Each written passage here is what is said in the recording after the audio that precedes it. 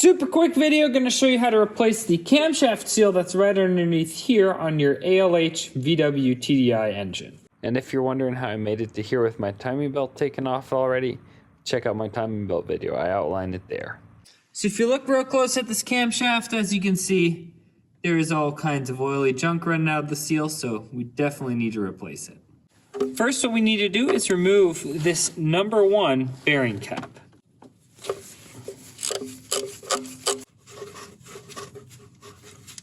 With a couple of taps from something rubber, we can see we got it loose. Now we just have to slide it up and out.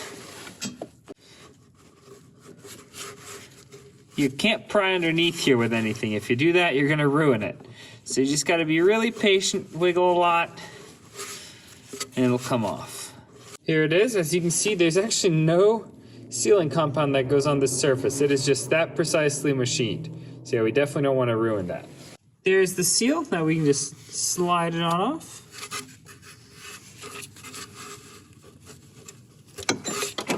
Here's the old one, definitely pretty crusty. Surely was not too soon to replace this. I'm over 200,000 miles now. And the other thing is, this thing is now 20 years old. 21 years old, actually. So I'm sure it was leaking from more spots than one.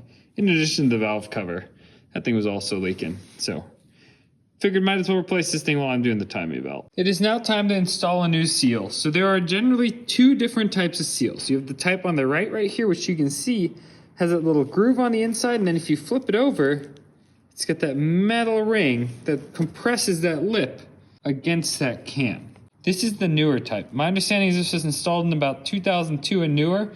As you can see, there is no metal ring around here. There's a bunch of little ridges on the inner sealing lip. This is referred to as the Teflon seal, and this is kind of the older style seal. This seal is definitely superior to this one. These style are known to wear a groove into your cam or your crank wherever they're used. I've seen that before in some of my older vehicles. So I'm going to be replacing my seal again with one of these newer styles. However, if you use this newer style, you cannot get any oil on your sealing surfaces. Here's a screenshot where one of the really known head builders for these TDIs talks about the seals. Pause the video and you can read it, and I'll also include a link below. I have my cam nose right here, and there's a little bit of dust from paper towels. I'm going to wipe that off. As you can see, there's not a speck of oil on there. So that rusty area, it's completely clean, completely dry. Same as underneath, everything is super oil free. If it's not oil free, apparently the seal will fail within minutes. Additionally, you have to wait 4 hours after you install the seal before you move the cam. So let's get to work. First, what we're going to do so that we don't damage the new seal is we are going to tape over this keyway so that all the really sharp corners are gone. Now I'm going to clean over this area one more time with some brake cleaner.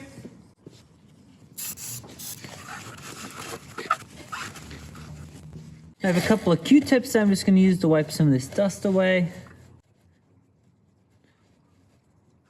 This is my new seal, and it came with this little plastic guide piece. This is important because it squeezes that seal open and holds it open so we can slide it over, and then once it's slid over, then the seal will shrink in those 4 hours and conform to exactly what you're trying to seal off. So we've got this little guide piece in place, scoot it on nicely. Now, let's very slowly and carefully push that seal on in there.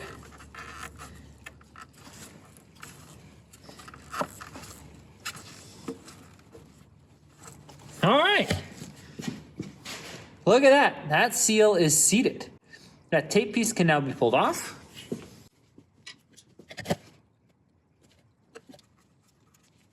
I'm going to apply just a little bit of oil to this cam right here. And likewise, just a little bit to this cam journal right here. And now, there wasn't any RTV used on this thing from the factory, but you can see those two light areas. I'm going to put just a tiny amount of RTV in those areas. I dabbed a ton on there, so we're just going to smooth this out and pull almost all of it off. Same with right here. Smooth this out and pull almost all of it off, just like that. We want to make sure none goes in there. If it goes in there, yeah, you're going to have big issues. Okay. Now we can take this,